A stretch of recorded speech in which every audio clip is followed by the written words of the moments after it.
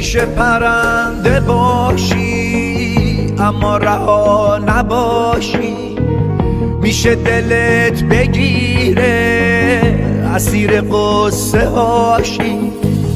حالا که آسمونه دنیای تازه ای نیست، اون وقت یه جا بشینی محو گذشته باشی.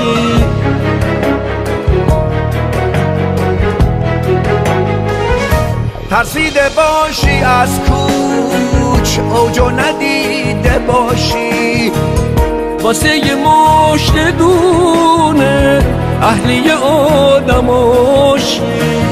تو سایه ها بمونی درگیر سایه هاشی، مفهوم زندگی رو از یاد برده باشی. دلت بخواد دوباره از ته دل بخونی، از ترس ریزش اشک غمگین و بی صداشی. میشه پرنده باشی اما رها نباشی، میشه دلت بگیره اسیر قصه هاشی. حالا که آسمونه دنیای تازه ای نیست، اون وقت یه جا بشینی محو گذشته باشی.